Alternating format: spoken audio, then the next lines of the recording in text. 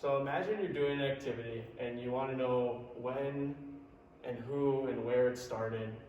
And that's kind of what happened to me. Over quarantine, I picked something up that I never really, thought about playing, but I started playing because I had really nothing else to do. I first started playing this sport, frisbee golf, 7 8 years ago with my dad.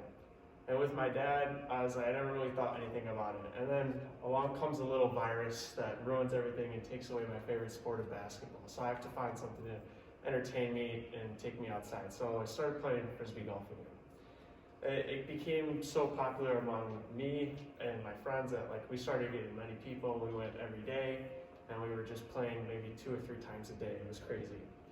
I think it's important for everyone to find something that they love to do and know everything about it. It's important to be able to play the sport and enjoy it and know all facets inside and out of the sport.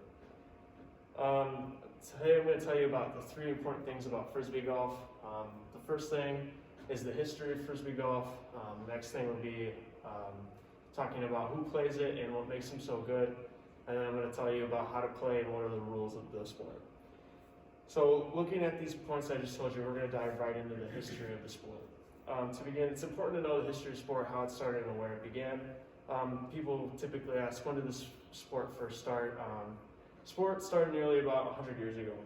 According to the History of Disc Golf Facts, Faces, and Factors from 2019, said the first game came in 1926 in Canada. They used tin lids, believe it or not, like tin garbage can lids, and a 4-foot circle, and they just had to throw it in there. The actual game started in the mid-1970s, and according to Taylor and Francis Ltd, Diffusion of Disc Golf in the U.S. from 2003, it has many new players. So it's kind of a new sport in terms of, when it actually started and became with the baskets of the frisbee golf. So it's, according to Oladowski and McEwen, this is from the last article for Diffusion of Disc Golf. It's not really a spectator sport. Not many people are sitting here watching frisbee golf. I kind of relate it back to golf.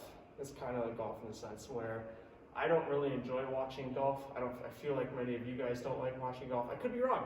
I could be wrong, but I'm going to go out on a limb and say golf is not really something that many people enjoy watching. But it's definitely a participant sport. It's more of you'd rather play than to watch it. So, but the numbers are growing in terms of people who play. Moving forward, we're going to talk about people who play and the people that are good at the sport. Next, the famous players of the sport are, it's hit or miss in terms of who's really good and who's to know of the sport. I'm going to assume that you guys don't know who many frolfers are, and that's okay. I didn't really know anybody until I started playing. A blog created by Infinite Disc in 2018, they conducted a research of who are the best frolfers in the U.S., and they came up with Paul Macbeth and Ryan Wasaki. Now, the gap between the two is I know who Paul Macbeth was because he's arguably the best frisbee golfer in the country or in the world, and Ryan Wasaki is someone I've never heard of in my life. So that's pretty much the gap between the two. It's kind of hard to gauge how good they are. So you have to do some more research. And between the two, leading up to 2018, they had 6 championships in the 2018 together combined. This is all based on skill, fan vote, and amount of championships. So they're skill-wise, they are top best. They're getting to the basket in the least amount of throws.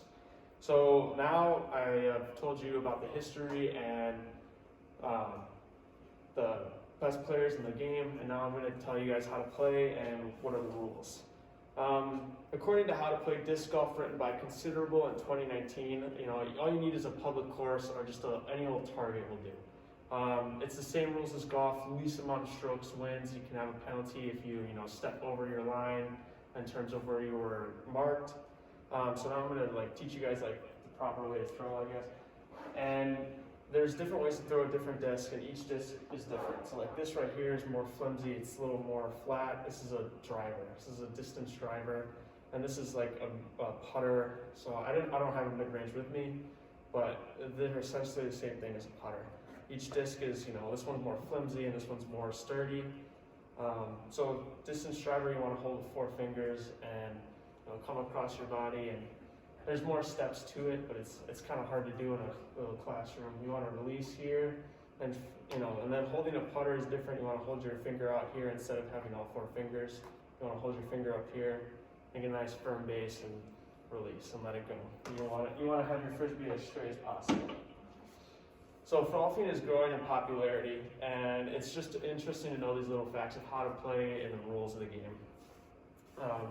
Today I've taught you 3 things important to know about frisbee golf. Those 3 things were the history of frisbee golf, who plays and what makes them good, and how to play the game with the rules. The world of sports is always expanding, and it's interesting to know how there are so many games and how diverse frisbee golf is and how fun it can be to play. And I think it takes skill, and it requires thinking too, because you need to know how to play the game. But yeah, the game is really fun to play, and I enjoy it.